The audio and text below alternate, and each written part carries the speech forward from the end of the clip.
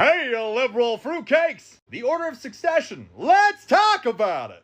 Now I find great humor in the people who are protesting, crying that Trump needs to be removed from office! And I'm just going to tell you that's never going to happen. Why? Because first off, you have to have him impeached in the House. The House is currently controlled by the Republican Party, which many of them actually like exactly what President Trump is doing, and know if they voted against the president, that the likelihood of them keeping their positions is very slim.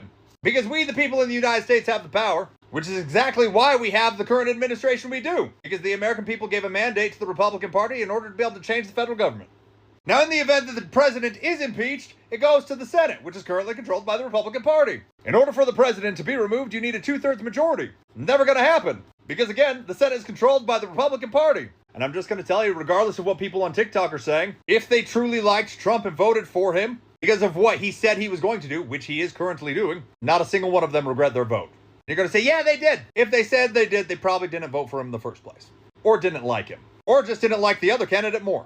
But in the event that the president is removed, or if something were to happen to the president, say he was sick and unable to carry out his duties, if he resigned, or in the unfortunate passing of a president, there is an order of succession that is outlined by Congress. Now, this power comes from Article 2, Section 1, Clause 6 of the U.S. Constitution. This outlines Congress's ability to pick the next president in the event that the president and vice president are unable to carry out their duties. So that's the constitutional right of Congress. Congress has already ratified a law that establishes the order of succession in the event that the president and vice president are unable to carry out their duties. This is the Presidential Act of 1947.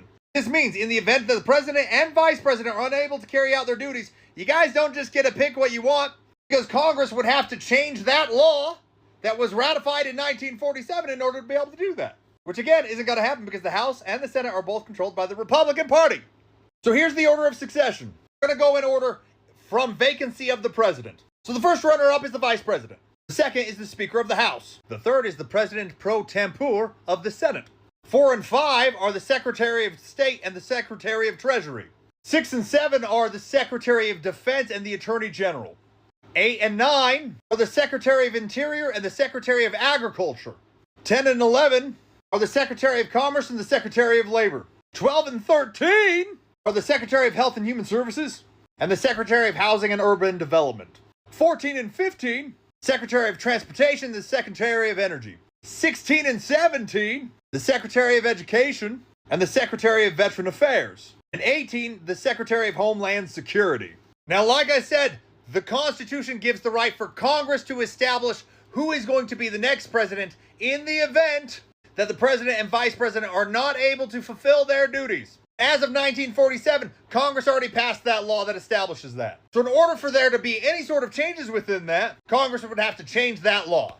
Every single one of those positions I just talked about, in the order of succession, every single one of them is currently held by a Republican.